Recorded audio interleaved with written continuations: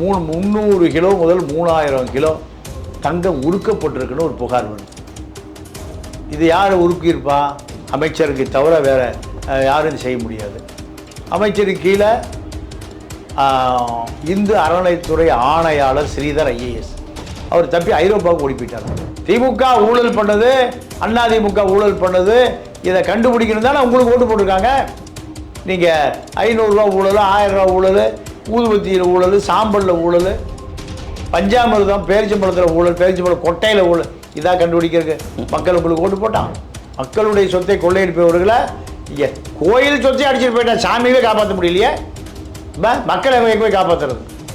விஜய் தைரியமாக முடிவு எடுப்பாரா? இல்லை, எடுக்கலைன்னா உங்களுடைய அரசியல் வாழ்க்கையும் நாட்கள் என்ன பண்ணும்? கிட்ட மாண்பு ஆதவர்ஜுனா அவர்கள் ஒரு செய்தி சொன்னார், மெல்ல மெல்ல டாஸ்மாக் மூடப்படும், அது பிரைவேட்டேஷன் ஆக்கப்படும் அப்படின்ற ஒரு வார்த்தை இருக்குது. அதாவது எதிலாவது உள்குத்து இருக்குது. அதில் உள்குத்துனா 50,000 கோடி ரூபா வியாபாரத்தை மாமனார் எடுத்துக்கலான்னு நினைக்கிறார், மார்டின் மாமனார்.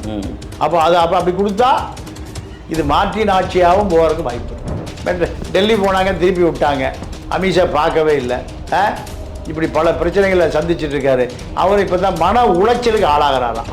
மன உளைச்சல் அரசியலும் இது எதிர்பார்த்ததை போல இல்லை, இது ரொம்ப கசப்பாக இருக்கு.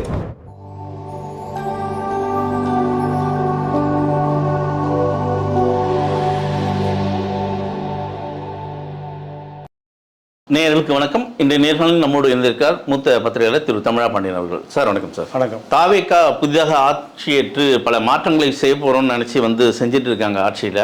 இன்றைக்கி அறநிலைத்துறை சார்பாக திரு அமைச்சர் ரமேஷ் அவர்கள் ஒரு ஆய்வெல்லாம் மேற்கொள்கிறாரு.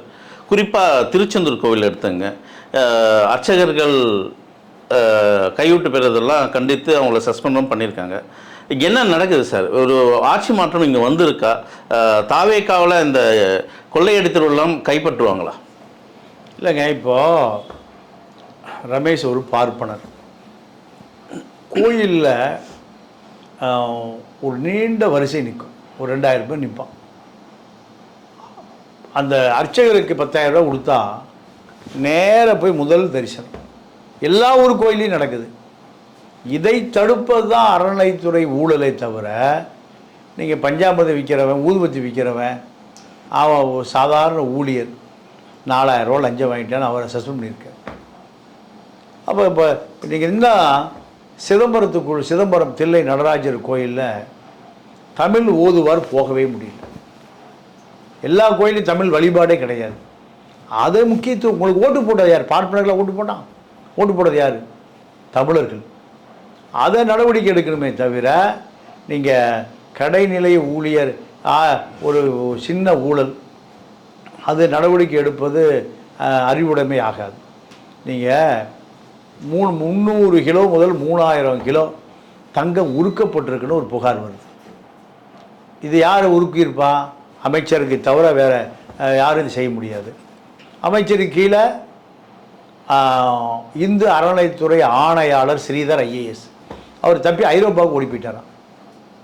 அப்போ இதை தான் விசாரிக்கணும். 3000 ரூபா பஞ்சாமிர்தம் பேரிச்சம்பழம் விற்கிறவனா முக்கியம்? 300 கிலோ தங்கம் முதல் 3000 கிலோ வரைக்கும் நீங்கள் அதை ரெய்டு பண்ணுங்க, அதை கண்டுபிடிங்க. கணவன் ஒரு விபத்தில் சிக்கிட்டா அந்த சாமியை வேண்டிட்டு தாலியை கழட்டி எங்கே போகிறாங்க? உண்டியில் போடுறாங்க. அந்த உண்டி உருக்கப்பட்டு யார் வீட்டுக்கு? துர்கா வீட்டுக்கு போயிருக்குங்கிறாங்க. அதைத்தான் நீ கண்டுபிடிக்கணும் இல்லையா?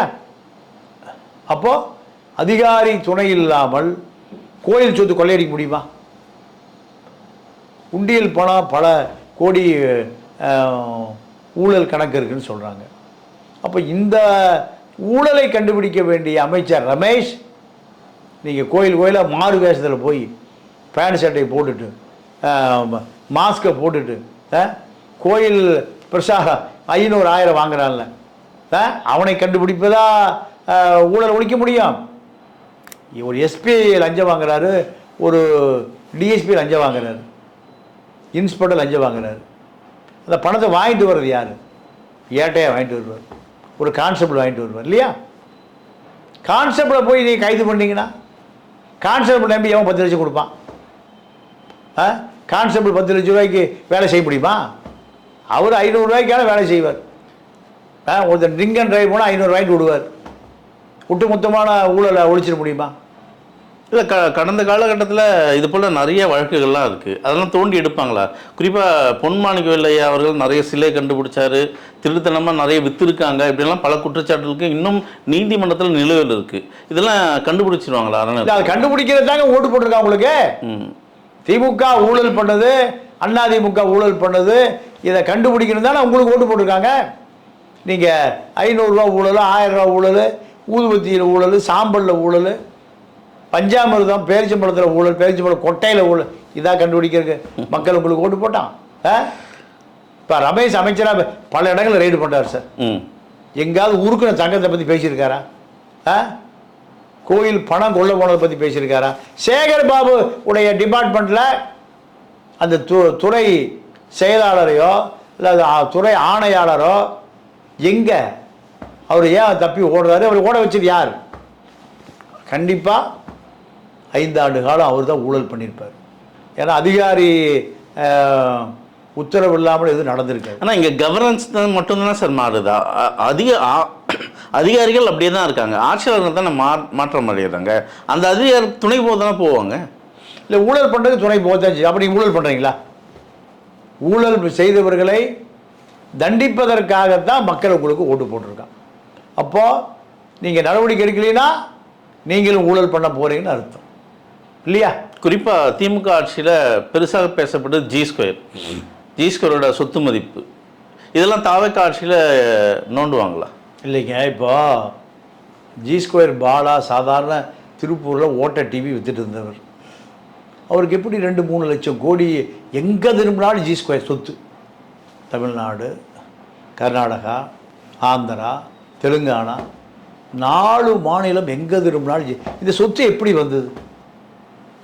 அப்போது இது மக்களுடைய சொத்து கொள்ளையடிக்கப்பட்டிருக்கு. உதாரணத்துக்கு இவிபி நிறுவனம் பல கோடி ஊழல்.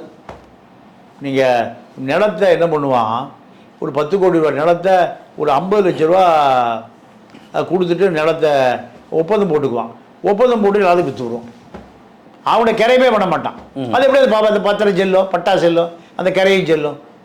இப்படி போலியான நிறுவனம் தான் இவிபி நிறுவனம். இப்போ விஜய் ரொம்ப நெருக்கமாக இருக்கு. மாலை போடுறான், மரியாதை பண்ணுறான், ஓமை வளர்த்துறான்.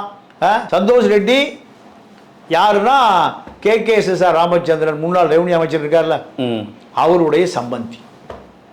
இந்த சந்தோஷ் ரெட்டி பல ஊழல் நிறுவனங்களை நடத்தியவர்.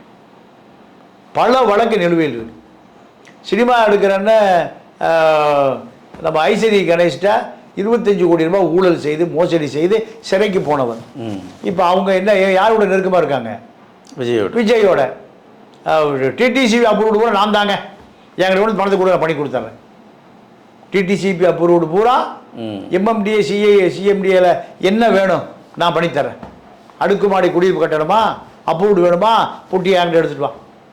இந்த சந்தோஷ் ரெட்டி, இவிபி சந்தோஷ் ரெட்டிக்கு யார் அதிகாரத்தை கொடுத்தது? சந்தோஷ் ரெட்டியுடைய சம்பந்தி தான் திமுகவில் கேகேஎஸ்எஸ்ஆர் ராமச்சந்திரன். அப்போ திமுக வந்தாலும் அவர்களது அதிகாரம், அதிமுக வந்தாலும் அவர்களது அதிகாரம். இது ரெண்டும் ஒழித்ததுக்கான தாவேக்கா வந்தாலும் அங்கேயும் அவங்க. அப்போ இது ஒரு மிகப்பெரிய மோசடி இல்லையா? இந்த லாபியெல்லாம் கட்டமைக்கிறது யார் சார்? சார், அதாவது ஒரு விஷயம் தெரியுமா உங்களுக்கு? இப்போ சட்டசபை முழுக்க போலீஸை நிரப்பி வச்சுருக்காங்க. ஒரு அமைச்சர் ரூமில் 1000 பேர் இருக்காங்க. 32 அமைச்சர் ரூமில் 32,000 பேர் கூடுற அந்த பில்டிங் தாங்கம்மா? யார் கட்டின பில்டிங் அது? வெள்ளைக்கார கட்டின பில்டிங்கு. கட்டணமே இடிச்சு விழுந்துடும். அங்கே எப்போவுமே ஒரு 3000 பேர் தான் அதிகாரி இருப்பாங்க. புது பில்டிங் கட்டி அங்கே 2000 பேர் போயிட்டாங்க. ஆனால் இப்போ அமைச்சர்களுக்கு வீடு ஒதுக்கப்படலைன்னுடையும் அந்த வராண்டா பூரா எவ்வளோ பேர் இருக்கான்? ஒரு அமைச்சரை பார்க்குறதுக்கு அவன் தொகுதியிலேருந்து 1000 பேர் வந்தாங்க. இப்போ காவல்துறை முழுக்க கட்டுப்பாடு எடுத்துருச்சு. காவல்துறை முழுக்க கட்டுப்பாடு எடுத்து யாரும் உள்ளே வராத, அமைச்சரை போய் வீட்டில் வைப்பார். அமைச்சருக்கு இன்னும் பழைய அமைச்சர்களை இன்னும் வீடு காலி பண்ணல. திமுக அமைச்சர்களை வீடு இன்னும் காலி பண்ணல. அவங்க என்ன நினச்சிக்கிறாங்க, நம்மளை தொடர்ந்து மந்திரி. இப்படி ஒரு சூழல். இதில் தாவேகாவை பொறுத்தவரை கீர்த்தனான ஒரு அமைச்சர், ஒரு பெண் அமைச்சர். அந்த அம்மா ரொம்ப ஒரு எளிய குடும்பத்திலிருந்து வந்தது. அவங்க அப்பா லாரி டிரைவர், அம்மா ஒரு ஊனமுற்ற சகோதரி, அந்த அம்மா ஒரு டெய்லர். இப்படி எளிய குடும்பத்திலிருந்து வந்த கீர்த்தனா விஜய் அமைச்சர் பதவி கொடுத்துருக்காரு. ஆனால் இங்கே சோஷியல் மீடியாவில் வைரலாக கீர்த்தனாவதை பற்றி தான் பேசுகிறாங்க. அதான் தொழில்துறை அமைச்சராக இருந்தது அவங்க கீர்த்தனா பின்னாடி ஒரு நாயுடு சமூகமே இருக்குது அப்படின்ற ஒரு வார்த்தை இங்கே பேசப்படுது. இல்லைங்க, அதாவது அந்த அம்மாவுக்கு இப்போ 3 எதிரிகள், கட்சிக்குள்ளேயே ஒரு எதிரி RS முருகன், அவர் எடப்பாடியுடைய பினாமி, ஒரு 2000 கோடி வச்சுருக்கார். 2000 கோடி PWD ஹைவேஸில் ஏமாத்துறது. இந்த செங்கோட்டையை முடிச்சு கொடுத்து உள்ளே விட்டார். இப்போ அவர் MLA ஆகிட்டார். மந்திரி கேட்குறாரு. இந்தம்மா மந்திரி ஆன பிறகு நீங்கள் தொழில்துறை மந்திரி வந்து டாடா, பிர்லா, அம்பானி கிட்ட பேசணும். அது கொஞ்சம் நாலேஜ் வேணும், ஆங்கில அறிவு வேணும், ஹிந்தி வேணும். இந்த அம்மாவுக்கு எல்லாமே தெரியும், எல்லாமே தெரியும். ஐபேக்கில் வேலை பார்த்துருக்கு, வாய்ஸ் ஆஃப் காமனில் வேலை பார்த்துருக்கு, பெண் நிறுவனத்தில் வேலை பார்த்துருக்கு. கொஞ்சம் ஆங்கில அறிவு, ஹிந்தி, ஒரு 5-6 மொழி பேசும். அதை தேர்ந்தெடுத்து விஜய் அந்த பொறுப்பை கொடுத்துருக்காரு. அந்த அம்மா சொல்லிருச்சு, அந்த திருநெல்வேலி, நாகர்கோவில் உட்பட ஒரு 4-5 மாவட்டத்தில் PWD ஹைவேஸ் யாரும் கமிஷன் கொடுக்கக்கூடாது. கமிஷன் கொடுத்தா அவங்களுக்கு வேலை கிடையாது. இதை விஜய் உத்தரவு மேலே அந்த அம்மா சொல்லியிருக்கு. இப்போ அந்த RS முருகன் 5 MLAக்களுக்கு செலவு பண்ணியிருக்கு. எடப்பாடி பினாமி, செங்கோட்டை தான் கொண்டு சேர்த்துனது. இப்போ அவரு நீங்கள் கூலிப்படை இருக்கும்ல, சமூக வலைதள கூலிப்படை, அவர்களை வச்சு அந்த அம்மாவை எதுக்குறாரு. அதே போல் அதிமுகவில் ராஜேந்திர பாலாஜி, அவர் பழைய பசவாளி, சினிமா போஸ்ட் ஓட்டினவர், இப்போ அவர் 3ஆவது இடத்துக்கு போயிட்டார். இந்த அம்மா எப்படா நம்ம தொகுதிக்கு மந்திரி ஆச்சுன்னு அவர் சமூக வலைதளங்கள் மூலம் வெளுக்கிறாரு. அதான் திமுக முன்னாள் அமைச்சர் தங்கம் தென்னரசு, அவருக்கு என்னென்னா, நம்ம தான் மந்திரியாக போகிறோம், கம்யூனிஸ்ட் கட்சிக்கு போராடின சாம்சாங்கில் பல கோடியை கைவிட்டு வாங்கினவர். அப்போ இவர்களுக்கெல்லாம் ஒரு எளிய குடும்பத்திலிருந்து வந்த கீர்த்தனா அதிகாரத்துக்கு வந்துருச்சு. இதற்காக அந்த அம்மாவை டேமேஜ் பண்ணுறாங்க. அதே போல் நீங்கள் கனிம வளத்துறை அமைச்சர் பிரபு, அவர் போய் எல்லா குவாரியும் மூடிட்டார். இதில் ஒரு பெரிய அரசியல் இருக்குது. ஏன் குவாரி நடத்துறது யார்? திமுக, அதிமுக, அலிபாபாவும் 40 திருடர்கள் தான். குவாரி பூரா பல கோடி ரூபா. 7 அடி பர்மிஷன் கொடுத்தா 70 அடி தோண்டிடுறது, 4 அடி மண் அள்ளுக்கினாலும் 40 அடி தோண்டிடுறது. அப்போ இதெல்லாம் விஜய் பார்த்தாரு. திமுக, அதிமுக ஒழிக்கணும்னா இந்த குவாரியை ஒழிச்சாலே போதும். இப்போ குவாரி பூரா மூடப்பட்டது, மணல் குவாரி பூரா மூடப்பட்டது, செம்மண் குவாரி பூரா மூடப்பட்டது. இது ஒரு நல்ல விஷயம் தானே. நல்ல விஷயம் நடந்தால் நல்லது சொல்கிறோம், நீங்கள் ஊழல் நடந்தால் ஊழலை சொல்கிறோம், அதான் நம்ம வேலை. இல்லை, இந்த கைது நடவடிக்கையில் போவாங்களா? இது மூடுறாங்க, சரி, இதெல்லாம் சரி. ஏற்கனவே இது நீங்கள் குறிப்பிட்ட மாதிரி 7லேருந்து 70 அடி போயிருக்காங்க. இதெல்லாம் ஒரு கைது நடவடிக்கை பண்ணணும் இல்லையா? கண்டிப்பாக செய்யணும். இதெல்லாம் யாருடைய சொத்து? மக்கள் சொத்து. மக்களுடைய சொத்தை கொள்ளையடிப்பவர்களை இங்கே கோயில் சொத்தை அடிச்சுட்டு போயிட்டா சாமியவே காப்பாற்ற முடியலையே, மக்களை போய் காப்பாற்றுறது. விஜய் தைரியமாக முடிவு எடுப்பாரா? இல்லை, எடுக்கலைன்னா உங்களுடைய அரசியல் வாழ்க்கையும் நாட்கள் எண்ணப்படும். மக்கள் எதுக்கு உங்களுக்கு ஓட்டு போட்டான்?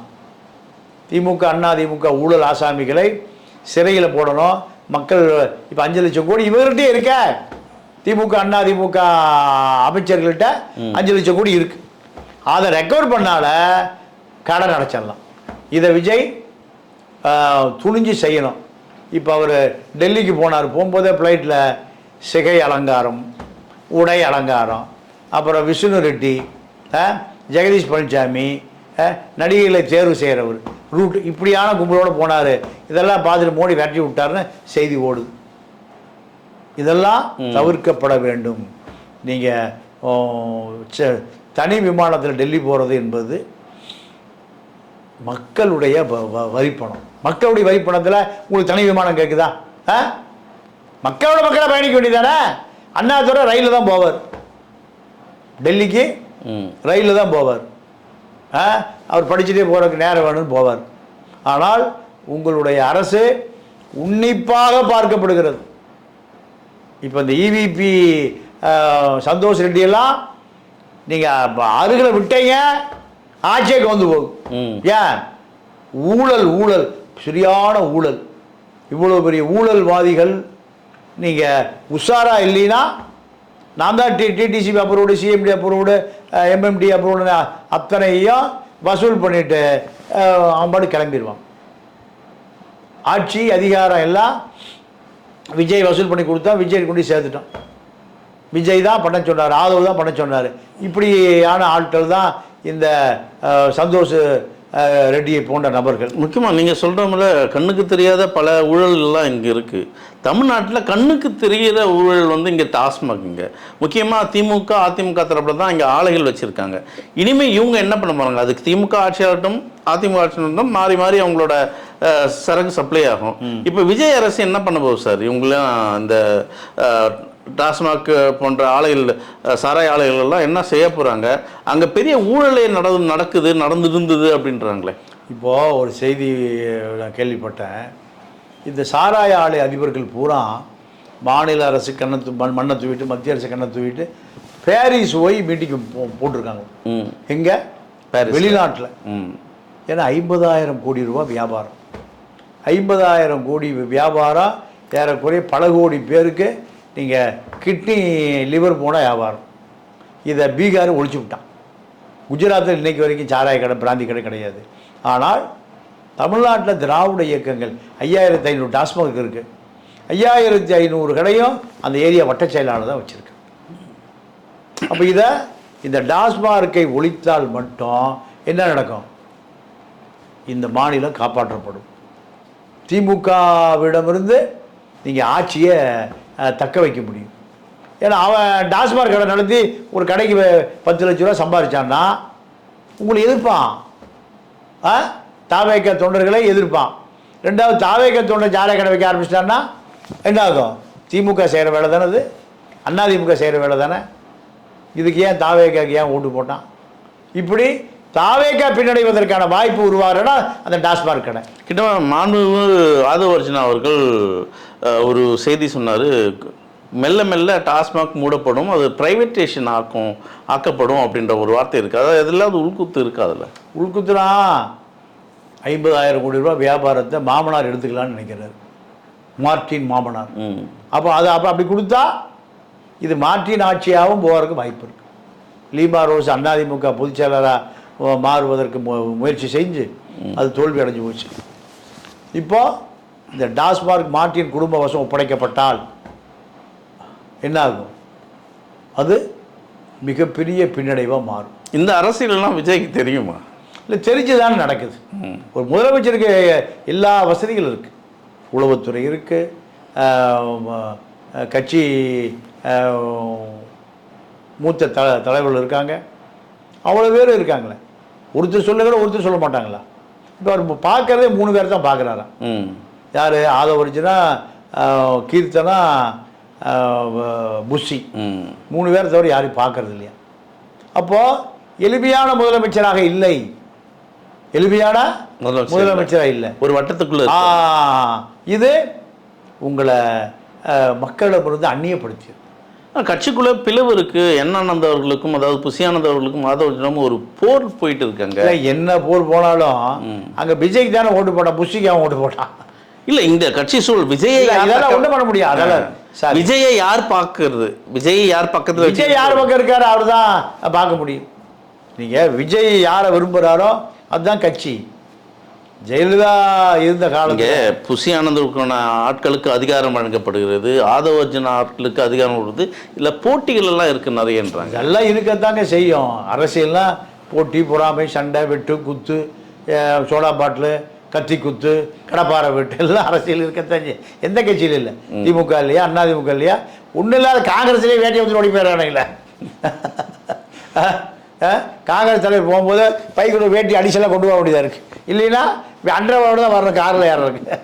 அதனால் ஆளே இல்லாத காந்தி கட்சி அவரே பாவம் வேட்டி உருவிட்டு போயிடுவான்னு ஒரு துண்டோடு தெரியுதார் போல் இருக்கு. அதனால் சண்டை இருக்கத்தான் செய்யும். அதிகாரம் வந்துருச்சுன்னா அதிகார பலம் இருக்கத்தான் செய்யும். இதெல்லாம் பார்ப்போம், பொறுத்திருந்து பார்ப்போம். ஏன்னா இன்னும் ஒரு மாதம் முடியல. இந்த மாதமே முடியல. 5ஆம் தேதி பதவி ஏற்று அதுக்குள்ளே குதிரை பேரம், ஆனை பேரம், குதிரை பேரம், நரி பேரம், நாய் பேரம் எல்லாம் நடந்து இப்போ தான் ஆட்சியில் இருக்காங்க. பட் டெல்லி போனாங்க, திருப்பி விட்டாங்க. அமித்ஷா பார்க்கவே இல்லை. இப்படி பல பிரச்சனைகளை சந்திச்சுட்டு இருக்காரு. அவர் இப்போ தான் மன உளைச்சலுக்கு ஆளாகிறாராம். மன உளைச்சல் அரசியலும் இது எதிர்பார்த்ததை போல இல்லை. இது ரொம்ப கசப்பாக இருக்கு. மக்களுக்கு நல்லது செய்யலான்னு வந்தால் டெல்லி ஒரு பக்கம் மிரட்டுறான், இந்த பக்கம் திமுக ஒரு பக்கம் விரட்டுது, அதிமுக பக்கம் ஒரு பக்கம் விரட்டுது. இப்படி பல ஒரு சொகுசு வாழ்க்கையிலிருந்து வந்துட்டு இந்த அரசியல் பண்ண முடியலையோ அவர். ஜெயலலிதா அப்படித்தானே. ஜெயலலிதா சொகுசாக இருந்துட்டு அதிகாரத்துக்கு வந்த பிறகு சட்டசபையில் வச்சு ஜெயலலிதா முடியை பிடிச்சி இழுத்து ஜாக்கெட்டை பிச்சு குத்தி பண்ணாங்களா இல்லையா? அதே போல தான் அரசியல். அரசியல் வந்து மென்மையானது அல்ல. அண்ணா சொல்லுவதை போல நாங்கள் எல்லாம் அதிகாரத்துக்கு வருகிற பொழுது வண்ண வண்ண பூக்கள் பூத்து குலுங்கி நறுமணத்தோடு எங்களை வரவேற்கவில்லை. நாங்கள் எல்லாம் கல் முள்ளு கண்ணாடி சில்லு மரம் செடி கொடி எங்களையெல்லாம் ரத்தத்தை சிந்தித்தான் வந்தோம். அப்போ அதுதான் அரசியல். நீங்கள் அரசியல் என்பது சினிமா ஷூட்டிங் நடக்கும்போது உங்களை சுற்றி 10 பேர் இருப்பான். செருப்பு மாட்டி விடுவான், ஒருத்தர் ஷூ மாட்டி விடுவான், சட்டையை கழட்டுவான், சட்டை பட்டனை போடுவான், தலையை ஒருத்தன் செய்வான், மேக்கப் போடுவான், ஆனை ஜூஸ் வேணாம் குடிப்பான், ஆனைப்பால் கிடைக்கும், குதிரைப்பால் கிடைக்கும், புளிப்பால் கிடைக்கும். நடிகர் கேட்டால் என்ன கிடைக்கும்? புளியை பாலை பழத்தை கொண்டு கொடுத்துருவான். இப்போ கிடைக்குமா? எல்லாம் கேமராவோட இருக்கான். என்னவோட இருக்கான்? கேமராவோட இருக்கான். கேமரா போய் எடுக்க முடியல, ட்ரோனை பறக்க விட்டு எடுக்கிறான். விஜய் சந்திப்பு, ரகசிய சந்திப்பு. அதை தாண்டி இப்போ இவருக்கு வேற Z+ பாத்ரூம் போனாலும் துப்பாக்கி கொண்டு நிற்பான் பாதுகாக்கிறதுக்கு. இதுதான் வாழ்க்கை. இது ஒரு பெரிய முள் கிரீடம். தங்க கிரீடம் அல்ல. தங்க கிரீடத்திற்கு மேலே என்ன கிரீடம்? முள் கிரீடம். முள் கிரீடம். இதில் நீங்கள் மக்களுக்கு தலைவனாக நீங்கள் ஆட்சி செய்தால்தான் காமராஜாக மாற முடியும், கக்கனாக மாற முடியும். இல்லை என்றால் நீங்கள் குற்றவாளியாகத்தான் மாற முடியும். முக்கியமாக விஜயன்ற ஒரு பொக்கிஷத்தை இங்கே மேலே உட்கார வச்சுருக்காங்க. குறிப்பாக இங்கே அதிகாரத்தை இழந்து தவிக்கிற அதிகாரிகள் இருக்காங்களே, அதிகாரம் ஆட்சியாளர்களும், இவங்களோட ஃபோர்ஸ் எல்லாம் ஒன்றாகும் போது விஜய் எப்படி இருக்க போகிறார்? இல்லை, எல்லாத்துக்கும் என்ன திட்டங்கள் இருக்குன்ற? இல்லை, எல்லாத்துக்கும் வர்றதுதான். நீங்கள் மக்களோடு நினைங்கன்னா மக்கள் உங்களை காப்பாற்றுவோம். மக்கள் உண்மையான ஆட்சியை கொடுங்க. இதுவரைக்கும் எவனா கருணாநிதி ஆட்சின்னு சொல்லியிருக்கானா? ஆனால் காமராஜர் ஆட்சியை சொல்கிறோம். காமராஜர் ஆட்சியை நீங்கள் கொடுத்தீங்கன்னா மக்கள் உங்களை கொண்டாடுவார்கள். நன்றி சார். நன்றி, வணக்கம்.